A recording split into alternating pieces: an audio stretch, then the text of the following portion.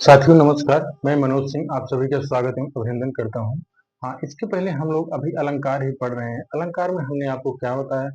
शब्द अलंकार और अर्थालंकार और उभय अलंकार, तीन प्रकार के अलंकार बताए हैं। तो हमने शब्द को पढ़ लिया है और हम जो है अब अर्थालंकार के कुछ पढ़ चुके हैं। आज उनमें से एक उदाहरण है, एक अलंकार है, कौन सा? जो उत्प्रेक्षा अलंकार है। उत्प्रेक्षा अलंकार को हम कैसे जानते हैं? जहां पर आप इसकी परिभाषा में अगर देखें, जहां उपमेय में उपमान की संभावना व्यक्त की जाए तो वहां पर क्या हो जाएगा? वहां पर आपका उत्प्रेक्षा अलंकार हो जाएगा। अगर हम उत्प्रेक्षा अलंकार की बात करें तो उत्प्रेक्षा अलंकार के तीन प्रकार होते हैं। हमने आपको परिभाषा बताया कि जहां पर उपमेय और उपमान की संभावना की जाए वहां पर उत्प्रेक्षा अलंकार होता है।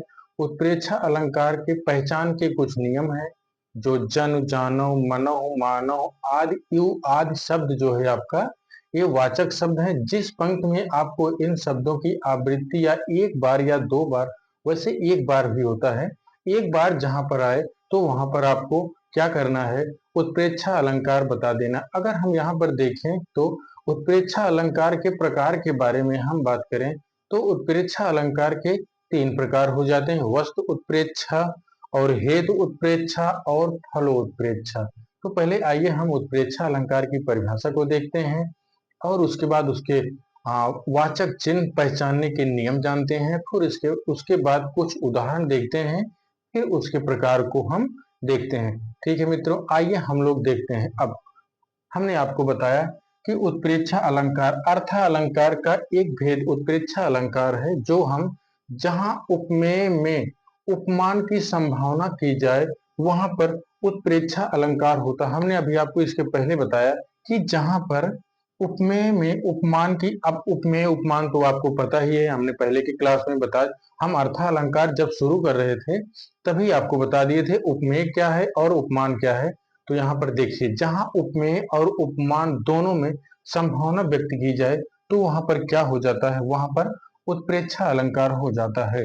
तो हमने आपको कुछ पहचान के नियम बता रहे हैं। जो आपको जिस शब्द में मन आ जाए, जिस पंक्तियों में मन आ जाए, मानव आ जाए, मानो आ जाए और मनहु आ जाए, या यू आ जाए, जन आ जाए, जानो, जनहु, निश्चय आदि शब्द आ जाए, वहां पर आपको उत्प्रेक्षा अलंकार बताना है।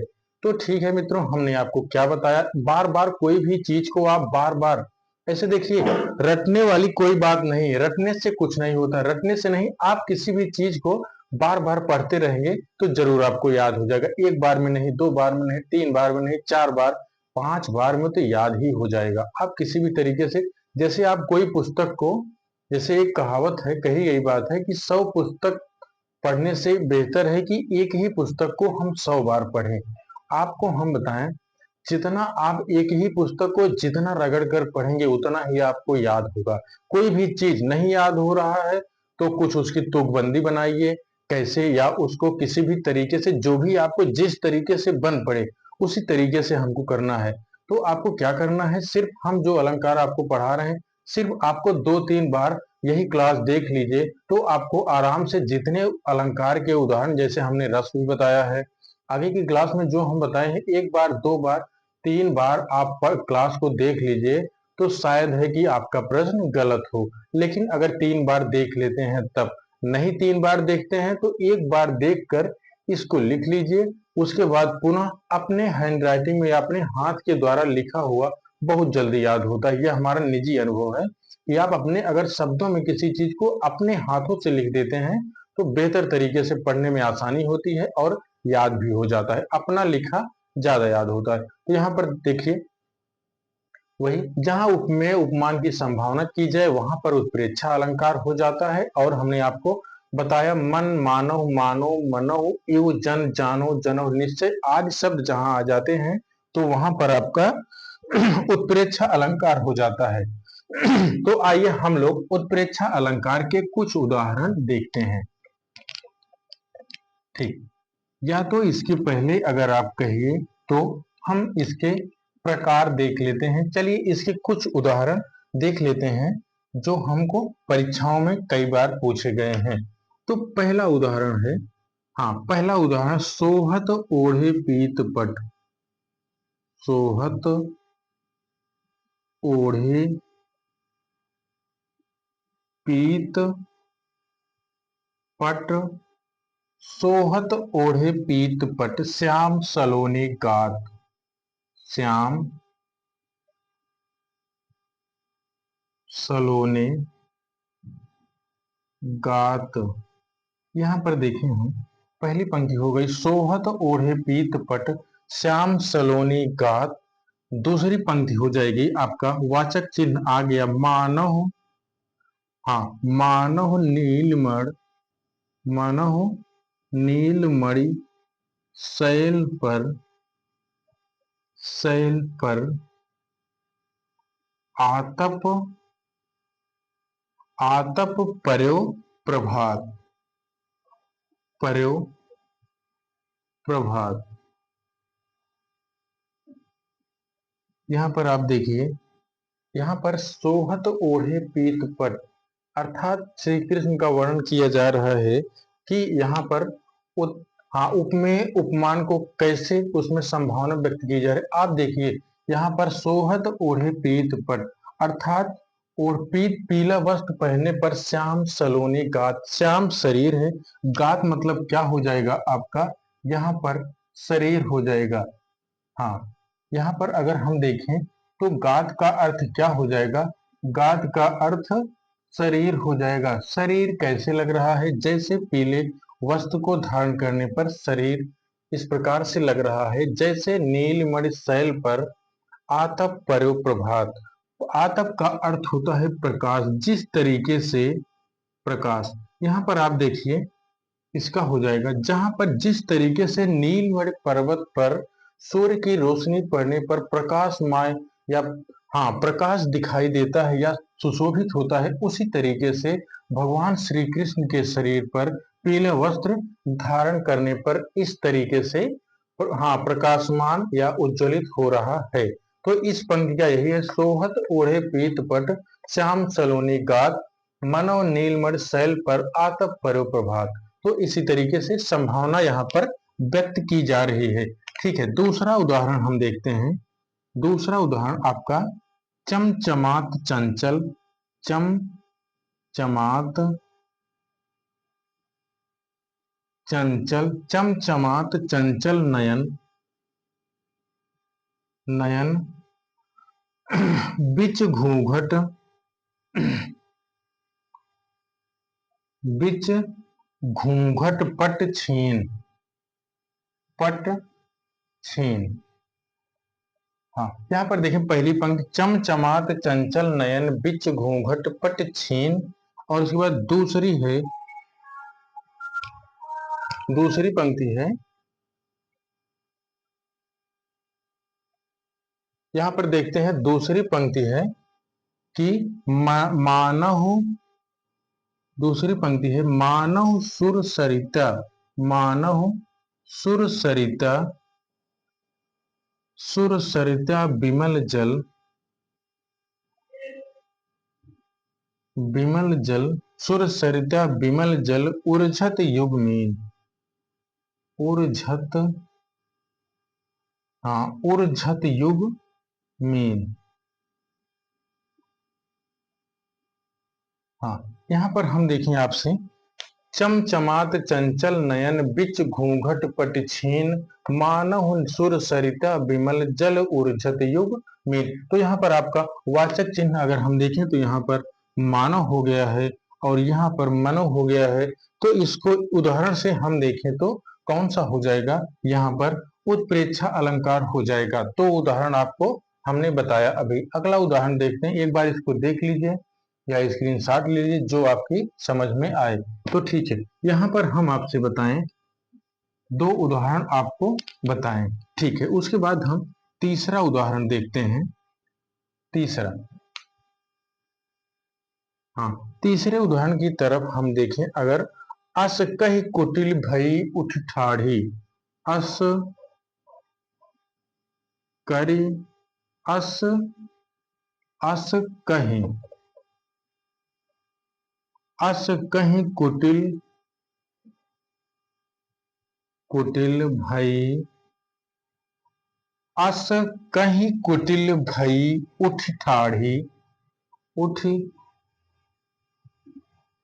उठ ठाढ़ी। यहां पर देखें, उठ ठाढ़ी पहली पंक्ति हो गई। दूसरी पंक्ति में हम देखें तो मानहु शेष, यहां पर देखें मानहु शेष, मानहु शेष नहीं, मानहु रोष होगा, मानहु रोष। हाँ, यहां पर आप देखें मानहु रोष तरंगड़ी बाड़ी, तरंगिणी, मानह रोष तरंगिणी बाढ़ी। तो क्या हो जाएगा, यहां पर देखें, हाँ आपसे, अस कही कुटिल भई उठ ठाढ़ी, ठाढ़ी मानहु शेष तरंगिणी बाढ़ी। ये पहला हो जाएगा उदाहरण। तीसरा उदाहरण हो जाएगा इस तरीके से। हम देखें चौथा उदाहरण, चौथा उदाहरण अगर आपको हम देखें तो क्या हो जाएगा, पाहुन ज्यों आए, पाहुन ज्यों आए, पाहुन ज्यों आए हो गांव, हो गांव। हमने आपको बताया कि पाहुन ज्यों आए हो गांव में शहर के, गांव में शहर के, पहली पंक्ति हो गई। दूसरी पंक्ति में हम देखें मेघ आए, मेघ आए बड़े, बड़े बन, बन ठन के संवर के, संवर के। हाँ साथियों देखिए, पाहुन ज्यों आए गांव शहर, गांव में शहर के, मेघ आए बड़े, मेघ आए बढ़े बन, बड़े बन ठन के संवर, बन ठन के संवर के। तो यहां पर एक पाहुन, पाहुन को तो आप लोग जानते ही होंगे, जो दामाद होता है वो जो है बहुत प्रिय होता है। ससुराल में जाने पर आपको बहुत सम्मान मिलता है। हाँ, अगर बेरोजगार है, किसी लायक नहीं है तो उतना नहीं मिलेगा, लेकिन तब भी आप ससुराल में जाएंगे तो आपको जरूर सम्मान मिलेगा। तो वही बात कही जा रही, एक नायक है जो अपनी ससुराल जाता है, वहां पर उसकी कैसे देखिए संभावना व्यक्त की जा रही है, वहां पर उत्प्रेक्षा अलंकार होगा। इस पंक्तियों में हम देखते हैं, पाहुन ज्यों आए हो गांव में शहर के, अर्थात पाहुन कोई रहा होगा, पाहुन गए होंगे गांव में, शहर के रहने वाले थे, तो वहां पर कैसे इनको संभावना कैसे की जा रही है, मेघ आए बन-ठन के संवर के। जैसे क्या होता है, बारिश के समय आप देखिए मेघ जो है बहुत काले काले से आ जाते हैं, वहां पर तब बारिश होती है। उसी प्रकार से उनका की संभावना की जा रही है कि पाहुन की संभावना किससे, काले बादल से की जा रही है। तो काले बादल जिस तरीके से होते हैं घन, अर्थात बारिश करने के, उसी प्रकार से पाहुन को बताया जा रहा है कि पाहुन किस तरह से दिख रहे हैं। ठीक, इसके बाद अगला उदाहरण हम देखते हैं। अगला उदाहरण पाहुन के बारे में बताया गया है। ये आपका उदाहरण एक बार शायद डीएसएसबी में पूछा गया, ऊपर की ही पंक्ति पूछी गई है डीएसएसबी में, दिल्ली में। ठीक, अगला प्रश्न है जो आपको कभी, हाँ थोड़ा सा भ्रमित कर सकता है अगला प्रश्न आपको, तो एक बार देख लीजिए। हाँ, अगला है पांचवा है, तरन तनुजा, तरन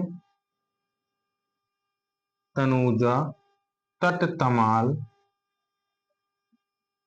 तरन तरुजर तट तमाल तरुवर बहु छाए, तरुवर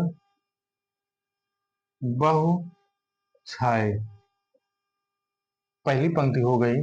अगर हम दूसरी पंक्ति देखें तो, दूसरी पंक्ति देखें तो झूके कुल, झूके कुल सो जल परसन, सो जल परसन,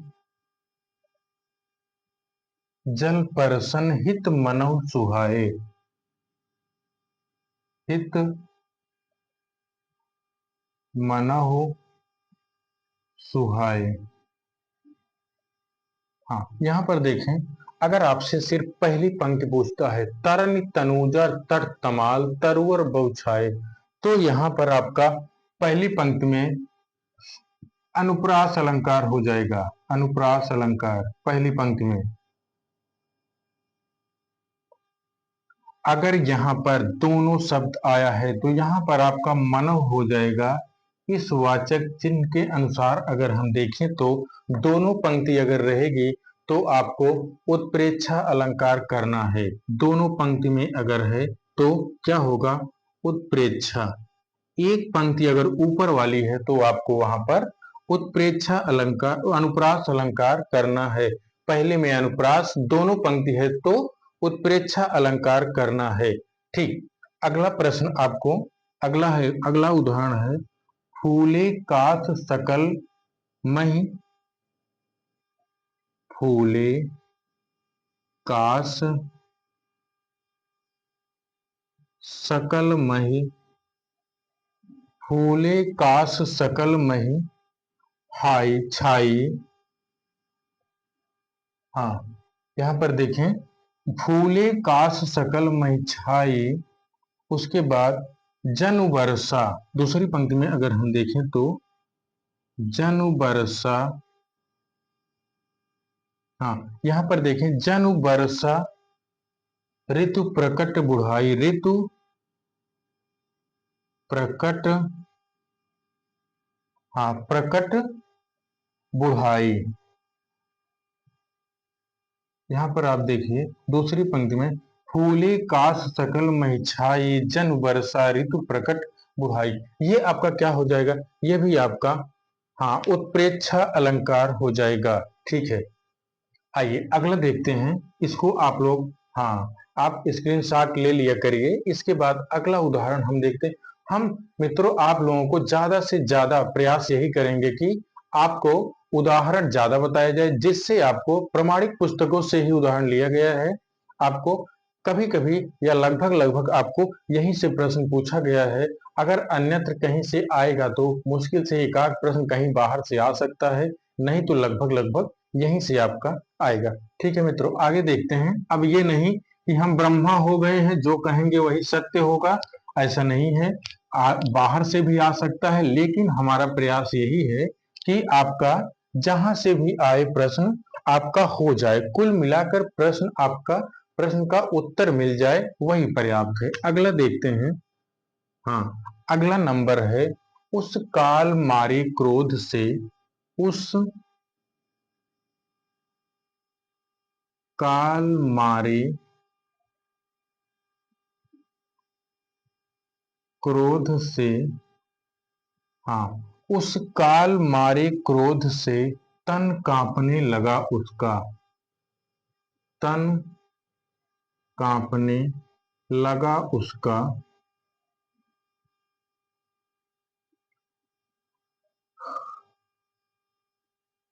हाँ, उस यहाँ पर कांपने उसका लगा।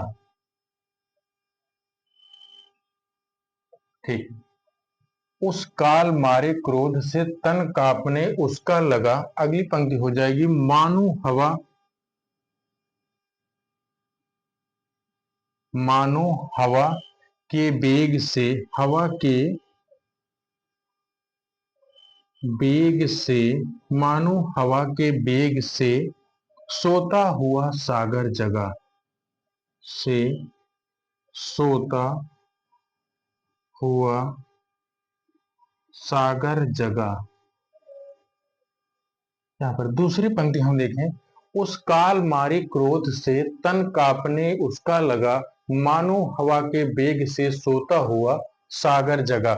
यहाँ पर आप देखिए तो मानो क्या है, वाचक चिन्ह आपका मिल गया है। तो यहाँ पर क्या करना है, यहाँ पर आपका उत्प्रेक्षा अलंकार हो जाएगा। ठीक। उसके बाद एक उदाहरण और देखते हैं। अगला उदाहरण है, हाँ, आकाश मानो। अगला है आकाश मानो अंजल बरस रहा है, आकाश मानो अंजल बरसा रहा है, बरसा रहा है। तो यहाँ पर क्या हो जाएगा, यहाँ मानो आपका शब्द हो जाएगा। वाचक चिन्ह, पहचान के नियम हमने आपको बताया है कि वाचक चिन्ह क्या हो जाएगा, जैसे हमने बताया है तो वहां पर आपका वाचक चिन्ह हो जाएगा। ठीक है मित्रों, इसके बाद अगला उदाहरण देखते हैं हम। कहती हुई, कहती हुई यो उत्तरा, कहती हुई यो उत्तरा, के नेत्र जल से भर गए, के नेत्र जल से भर गए, हिमकणों, हाँ यहाँ पर देखें, हिमकणों, हिम हाँ यहाँ पर हो जाएगा हिम के कणों, हिम के कणों, हिम के कणों से पूर्ण मानो, से पूर्ण मानो हो गए पंकज, हो गए पंकज नए। यहाँ पर दिखाया गया है, कहती हुई यो यो उत्तरा के नेत्र जल से भर गए, हिम के कणों से पूर्ण मानो हो गए पंकज नए। तो यहाँ पर आपका क्या हो जाएगा, यहाँ पर आपका उत्प्रेक्षा अलंकार हो जाएगा। अभी तक मित्रों हमने आपको उत्प्रेक्षा अलंकार के जो मुख्य उदाहरण हैं उसको हम बताए हैं। अब आइए हम लोग उत्प्रेक्षा अलंकार के तीन भेद हैं, आइए इसके बाद हम आपसे बताएं उत्प्रेक्षा अलंकार के तीन भेद हैं। तीन भेद कौन से हैं उसको हम देखते हैं। पहले पहले तो यही जान लीजिए कि तीन भेद हैं कौन से। तो यहाँ पर पहला हो जाएगा, पहला हो जाएगा वस्तु प्रेक्षा, वस्तु प्रेक्षा, हाँ उसके बाद आपका हो जाएगा हेतु उत्प्रेक्षा,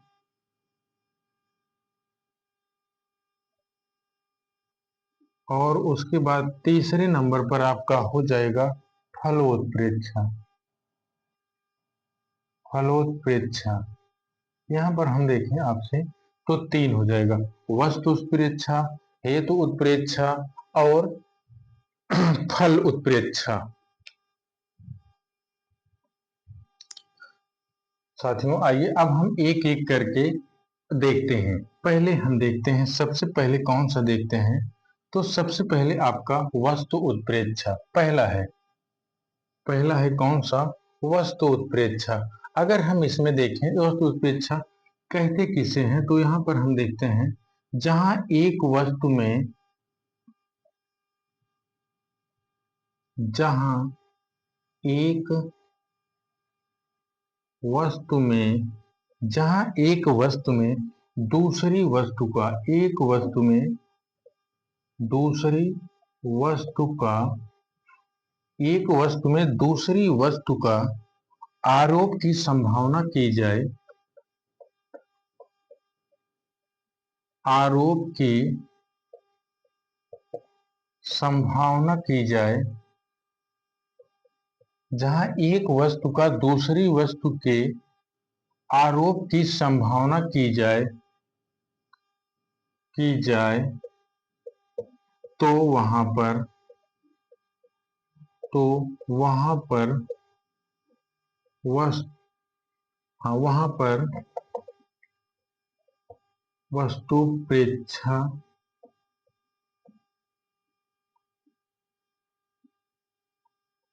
अलंकार होता है।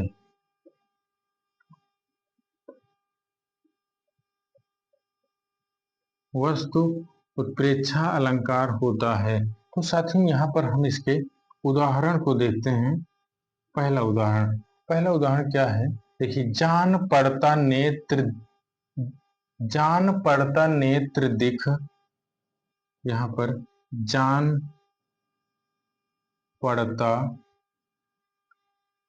नेत्र देख बड़े बड़े, नेत्र देख बड़े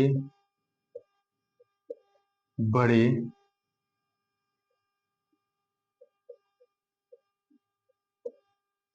हीरकों में गोल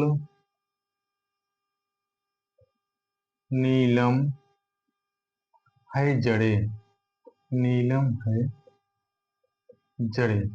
हाँ, यहाँ पर देखिए, जान पड़ता नेत्र देख बड़े बड़े हीरकों में गोल नीलम है जड़े। ऐसा महसूस हो रहा है, उसके नेत्र को देखकर ऐसे लग रहा है जैसे हीरे के नीलम, जो नीलम में जो है उसकी एक छोटी छोटी सी, जैसे पत्थरों की लगा रहता है हीरे, उसी तरीके से नीलम की तरह महसूस हो रहा है। ठीक, उसके बाद दूसरी पंक्ति अगर देखें, इसका अगला है पद्म रागों, पद्म पद्म रागों से अधर मानो, से अधर मानो, पद्म रागों से अधर मानो बने मोतियों से, बने मोतियों के दांत से, मोतियों से दांत निर्मित हैं घने। यहाँ पर देखिए, जैसे वस्तु उत्प्रेक्षा किसे कहेंगे, सबसे पहले यही आप जानिए कि वस्तु उत्प्रेक्षा उसे कहेंगे जहां एक वस्तु से दूसरी वस्तु का आरोप की संभावना की जाए, तो वहां पर वस्तु उत्प्रेक्षा अलंकार होता है। उदाहरण के रूप में देखें हम, जान पड़ता नेत्र बड़े बड़े हीरक में गोल नीलम है जड़े, पद्म रागों से अधर मानो बने मोतियों के दांत निर्मित है घने। अर्थात उसके नेत्र को देखकर किससे की जा रही है तुलना, या आरोप किस पे किया जा रहा है, तो नीलम पर। और यहाँ पर हम देखें, उसके अधर होठों से दांत जो है किसकी की जा संभावना की जा रही है, मोतियों का जो है दांत जो है, वो मोतियों से दांत इस तरीके से चमक रहा है जैसे मोती। तो क्या संभावना यहाँ, मोतियों की संभावना, दांतों की संभावना मोती से की जा रही है, तो यहाँ पर आपका फल वस्तु उत्प्रेक्षा अलंकार होगा पहला। अब इसके बाद आता है दूसरा, हेतु उत्प्रेक्षा। अभी इसको देख लीजिए, उसके बाद दूसरा आपको हम बताते हैं। दूसरा उत्प्रेक्षा अलंकार का दूसरा भेद है कौन सा, वस्तु उत्प्रेक्षा हमने बता दिया है। उसके बाद आइए दूसरा देखते हैं, दूसरा हेतु उत्प्रेक्षा। 2 नंबर पर अगर हम देखें तो हेतु उत्प्रेक्षा, ऐसे भी आप अलग करके भी लिख सकते हैं हेतु उत्प्रेक्षा। तो यहाँ पर हम आपको बताएं, जहां संभावना के मूल,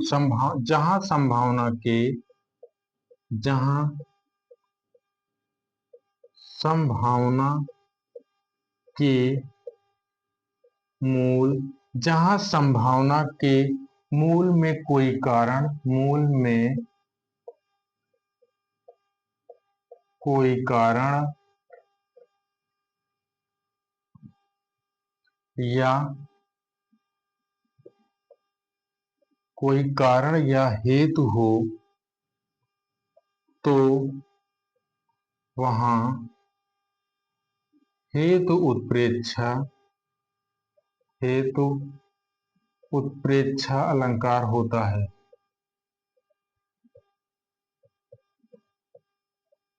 हाँ, अलंकार होता है। यहाँ पर साथियों देखिए, उदाहरण की तरफ हम चलते हैं। ठीक, यहाँ पर आपसे हमने कहा कि जहां संभावना के मूल में कोई कारण या हेतु हो, तो वहां पर हेतु उत्प्रेक्षा हो जाता है। यहाँ पर उदाहरण हम देखते हैं, घिर रहे थे घुघराले, घिर रहे थे घुघराले बाल घिर रहे थे घुघराले, बाल अंश अवलंबित, अंश अवलंबित, अवलंबित मुख के पास, मुख के पास। अगला है नील। हाँ, यहाँ पर देखें, नील घन सावक, नील घन सावक से सुकुमार, से सुकुमार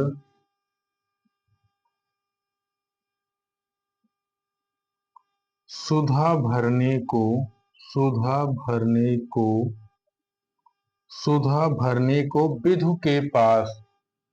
तो यहां पर हो जाएगा विधु के पास। ठीक, यहां पर हम देखें उदाहरण। हमने आपको बताया हेतु उत्प्रेक्षा, जहां संभावना के मूल में कोई कारण या हेतु हो तो वहां पर हेतु उत्प्रेक्षा अलंकार होता है। घिर रहे थे घुघराले बाल अंश अवलंबित मुख के पास, नील घनसावक से सुकुमार सुधा भरने को विधु के पास। ये उदाहरण आपका हो गया किसका? हेतु उत्प्रेक्षा का। इसके बाद उत्प्रेक्षा अलंकार का एक और बचा है जो आपको बता देते हैं। यहाँ पर अगला तीसरा हम आपसे बताएं। तीसरा, अगर आपसे तीसरा बताएं, तीसरा कौन सा हो जाएगा? तीसरा उत्प्रेक्षा अलंकार की बात करें तो हलोत्प्रेक्षा, हलो तो प्रेक्षा। यहां पर देखिए हलोत्प्रेक्षा, यहां पर देखें क्या हो जाएगा। इसका अर्थ जहां किसी क्रिया के मूल में, अगर आप देखिए, जहां किसी क्रिया के मूल में, क्रिया के मूल में, जहां किसी क्रिया के मूल में किसी फल की संभावना हो, मूल में किसी फल की संभावना हो, संभावना हो तो वहां पर फलोत्प्रेक्षा अलंकार होता है। फलोत्प्रेक्षा अलंकार होता है।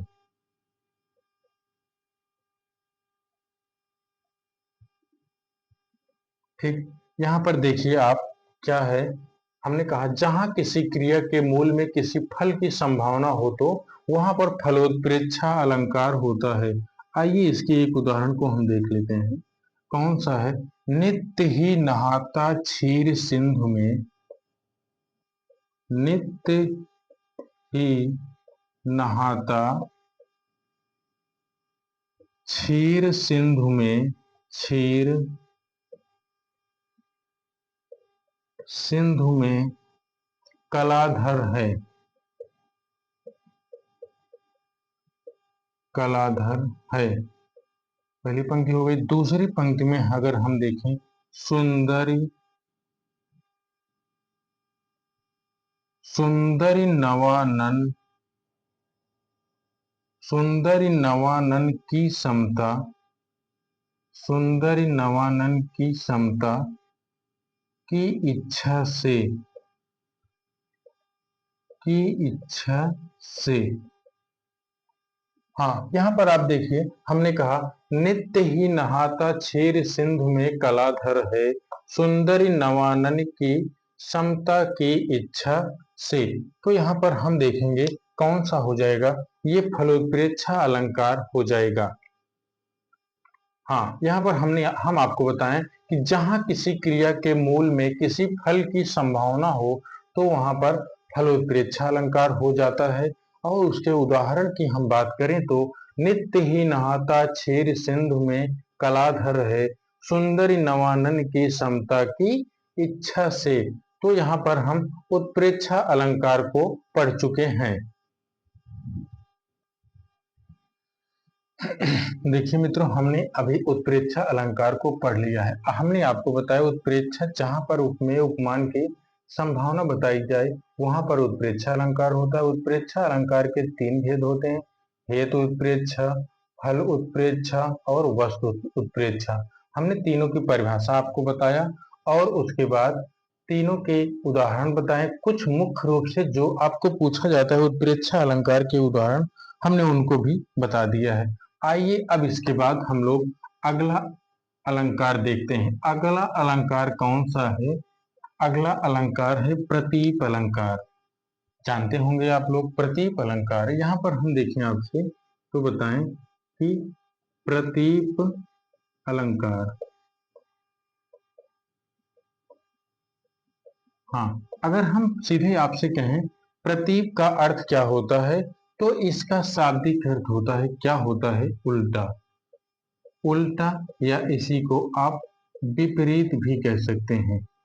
आपको बताएं प्रतीप का अर्थ क्या होता है? विलोम, हाँ, विपरीत। उल्टा भी कह सकते हैं, विपरीत भी कह सकते हैं और इसे विलोम भी कह सकते हैं। ठीक, आपको मिल गया कि प्रतीप का अर्थ क्या होता है, तो उल्टा, विपरीत या विलोम। यह अगर देखा जाए तो सही, तो यह जो है उपमा का ही भेद है। उपमा का ही भेद है। यह उपमा का ही भेद है। लेकिन अगर इसकी हम परिभाषा के बारे में जानें तो इसकी परिभाषा क्या हो जाती है? जहां जहां उपमान जहां उपमान को उपमेय के समान उपमान को उपमेय के समान कहा जाए, समान कहा जाए, अथवा अगर यहां देखें अथवा उपमान को श्रेष्ठ बता दिया जाए, अर्थात उपमान को बड़ा बता दिया जाए, श्रेष्ठ बता दिया जाए, तो क्या होगा? वहां पर प्रतीप अलंकार होता है। हमने आपको बताया कि प्रतीप का अर्थ क्या होता है? उल्टा, विपरीत या विलोम, जो भी कह लीजिए, तीनों सही हैं। तो ये उपमा का ही एक भेद है। जहां उपमान को उपमेय के समान कहा जाए अथवा उपमान को श्रेष्ठ बता दिया जाए तो वहां पर प्रतीप अलंकार होता है। आइए हम उदाहरण को देखते हैं। हाँ, यहाँ उदाहरण की बात करें तो एक प्रश्न आपसे बराबर पूछा जाता है, उतर नहाए जमुन जल, हाँ, उतर नहाए जमुन जल, जो शरीर सम श्याम, जो शरीर सम श्याम। तो क्या हो जाएगा? इस पंक्ति में क्या हो जाएगा? आपका प्रतीप अलंकार हो जाएगा। पहला उदाहरण। अगर दूसरे उदाहरण की हम बात करें, ये भी आपकी परीक्षा में पूछा गया है, तो कौन सा है? उसी तपसी उसी तपसी से लंबे थे से लंबे थे देवदारू देवदारू दो चार बड़े दो चार बड़े। मित्रों, यहाँ पर देखें, हमने आपको बताया कि कौन सा हो जाएगा। यहाँ पर अगला, उतर नहाए जमुन जल, जो शरीर सम श्याम, उस तपसी से लंबे थे देवदार दो चार बड़ी। तो यहाँ पर अगला देखते हैं, अगला उदाहरण हम देखते हैं, संध्या फूली। यहाँ पर अगला उदाहरण है, संध्या फूली, संध्या फूली परम प्रिय, संध्या फूली परम प्रिय की कांति सी दिखाती। प्रिय की कांति सी, कांति सी है दिखाती, है दिखाती। ठीक, यहाँ पर देखें, आपसे हमने बताया प्रतीप अलंकार का अर्थ उल्टा होता है, यह उपमा का ही भेद है। यहाँ उपमान को उपमेय के समान कहा जाए अथवा उपमान को श्रेष्ठ बता दिए जाए। जहां पर उपमान को श्रेष्ठ बताया जाए वहां पर प्रतीप अलंकार होता है। उदाहरण के रूप में हम देखें, उतर नहाए जमुन जल जो शरीर सम श्याम। उस तपसी, अगला है दूसरा उदाहरण है, उस तपसी से लंबे थे देवदार दो चार बड़े। उसके बाद संध्या फूली परम प्रिय की कांति सी है दिखाती। हाँ, उसके बाद अगला है, अगला आपको दिखाएं अगला उदाहरण। यहां पर देखिए अगला उदाहरण, चौथा उदाहरण है आपका। चार उदाहरण यहां पर देखें, चौथा उदाहरण क्या हो जाएगा? चौथा हो जाएगा तरन तनुजा। तरन, तरन तनुजा नीर सोहत, नीर सोहत। हाँ, यहां पर योजक चिन्ह हो जाएगा तरन तनुजा नीर सोहत श्याम शरीर सम। श्याम शरीर सम, पहली पंक्ति हो गई। तरन तनुजा नीर सोहत श्याम शरीर सम, ये आपका चौथा नंबर हो गया। अगला हम देखते हैं पांचवा। पांचवा उदाहरण है, जहां राधा, जहां राधा आनन उदित, आनन उदित निशिबासर आनंद, निशिबासर आनंद।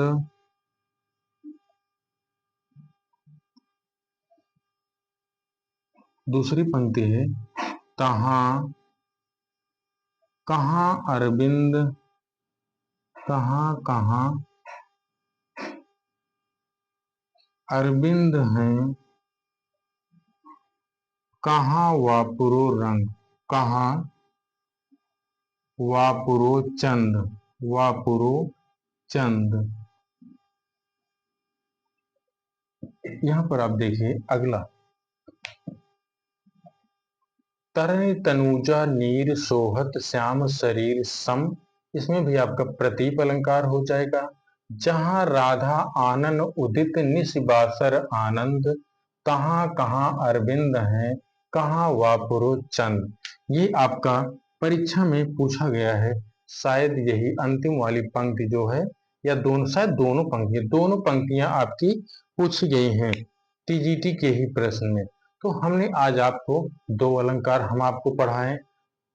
कौन सा? पहला उत्प्रेक्षा, जहां पर उपमेय और उपमान की संभावना की जाती है वहां पर कौन सा हो जाएगा?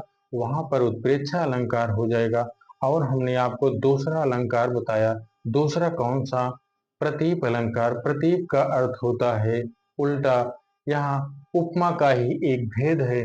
अगर इसके बारे में हम बात करें तो इसमें उपमान को श्रेष्ठ बता दिया जाता है। आपसे प्रश्न पूछा जा सकता है कि जिस अलंकार को श्रेष्ठ बताए, उपमान को श्रेष्ठ बता दिया जाए तो कौन सा अलंकार होगा?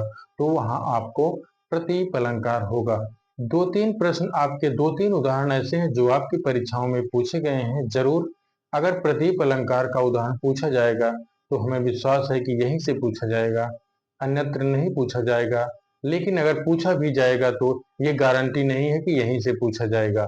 अभी हम आपसे झूठ झूठ बोल दें कि नहीं यहीं से पूछा जाएगा, इसके अलावा आपको नहीं पढ़ना है, अगर आपका कहीं से आ जाए तो फिर आपका एक प्रश्न गलत हो जाएगा हमारी वजह से। हम ये नहीं चाहते हैं कि हमारी वजह से आपका एक भी प्रश्न गलत हो। हम ये चाहते हैं कि हमारी वजह से आपका एक प्रश्न अधिक हो जाए, जिससे आपका सिलेक्शन हो जाए। तो मित्रों, बस आज के लिए इतना ही। आप जहां भी रहिए देखते रहिए, आराम से पढ़ते भी रहिए, क्योंकि प्रवक्ता की परीक्षा हो सकता है अपने समय पे हो जाए। टीजीटी की भी जो डेट दिए हैं संभावित है उसी पर हो जाएगी। तो परीक्षा चाहे जब हो, आपको अपनी तैयारी किए रखना है, क्योंकि युद्ध से पहले की तैयारी जो होती है वही सही तैयारी होती है।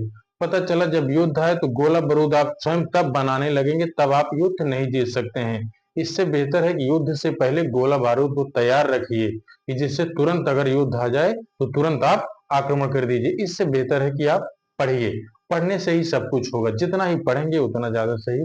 बस मित्रों, आज के लिए इतना ही, बाकी कल मिलेंगे, तब तक के लिए नमस्कार।